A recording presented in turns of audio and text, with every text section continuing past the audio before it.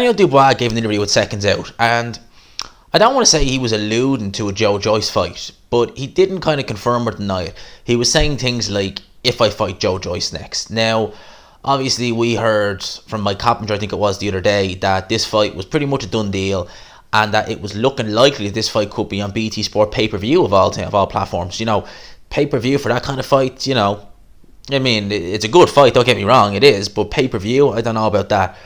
But we've also heard mention of the name Joseph Parker. We've even heard David Higgins say that he believes that if that fight was made as, say, an eliminator for the WBO title, because I think Parker's number 2, Dubois number 3, then, you know, they'd be open to that, but they think Parker's too much pedigree. Now, Dubois versus Parker, that's an interesting fight, it has to be said.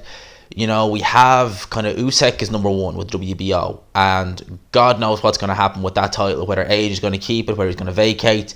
Realistically, if AJ vacates the WBO title, it's not the be-all and end-all, because should, for argument's sake, Parker fight Usyk for the vacant title, then it's an easy unification to make for the winner. You know, they're both matchroom guys, so I don't think AJ will be losing sleep if he loses the WBO title, truth be told.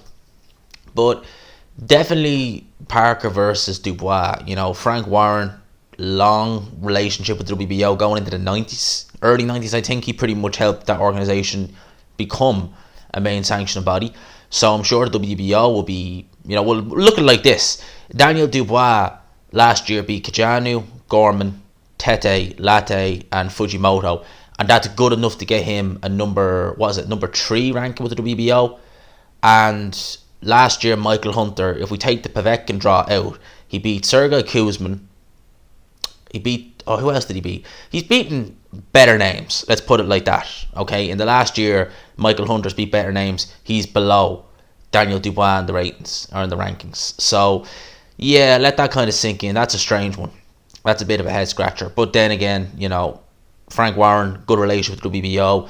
Dubois has been defending, I think, is a global WBO title. So, bit kind of like the Anthony Yarde kind of situation. When you're defending these little titles, you do tend to creep up the rankings, and before you know it, you get a good ranking.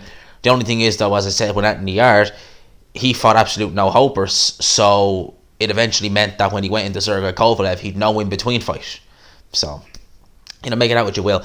Will Dubois go down that route? Well, if he was to fight Joyce next and then maybe take on Parker after, I think Joyce, even though stylistically Joyce is nothing like Parker, it's a good kind of level builder, if that makes sense. You know, so Dubois facing Joyce is better than anyone else that Dubois would have faced. It can get him ready for the kind of jump to a Joseph Parker, where if you just go straight in there, you know, coming off the back of wins over Ebenezer Tete and Fujimoto, you know, it could potentially come back to bite him. You know, it could be the Anthony Yarde case where he just takes a fight with someone who is more experienced, might not necessarily be better in the long run, but just someone who at that moment has that little bit more experience and can use that to his advantage. And that being said, Joseph Parker, it's not just experience with Parker. He's very quick, he's explosive, he can move well. You know, there's a bit of athleticism there. Depends how much he weighs. His foot speed can kind of vary. If he's in the 240s, his foot speed does tend to be a lot slower than if he's in the 230s. I think Parker needs to be in the 230s to get the best out of himself. I even think he's a bit more explosive that way too, believe it or not. So, you know, Joseph Parker, by no means, and let me make this clear, right? Even if Daniel Dubois fights Joyce next and he beats Joyce, I wouldn't necessarily pick him to beat Joseph Parker. I'd be kind of 50-50 on that fight. It's a very good fight. I'd love to see it. I really would. It's a very, very good fight.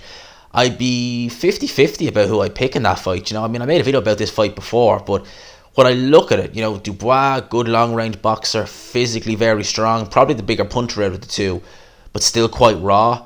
You know, still very inexperienced. And you have Joseph Parker, who's only lost twice to Dylan White and Anthony Joshua, two very good fighters. Was so close to taking Dylan White out in the 12th round, and maybe if he had stepped on the gas a little bit more, he could have won that fight. Again, with Anthony Joshua, boxed a bit negatively in that fight, but to be fair, the referee didn't allow him to do absolutely anything in that fight. So, and even then, Joseph Parker won rounds in there. Like, he wasn't wiped out. He done better. The two guys who've gone to this with Anthony Joshua, Andy Ruiz and Joseph Parker done a much better job in his fight, you know, than Andy Ruiz did in the rematch, of course. Obviously, in the first fight, Andy Ruiz he took care of AJ, no problem. So, you know, it's an interesting fight. It's a fight I wouldn't mind seeing. Definitely not. But it'd be interesting. Would Frank Warren be able to put up the money? And would Joseph Parker be willing to fight on BT Sport? Would DAZN be willing to let that fight happen on BT Sports? It's an interesting one. Let me know what you think down below. I hope you enjoyed this video. Let me know what your thoughts are on that fight. If it gets made, who would you pick? And would you like to see the fight? Let me know down below. I hope you enjoyed this video. If you did, please leave a like, subscribe, of course, if you're new. And as always, I will talk to you after.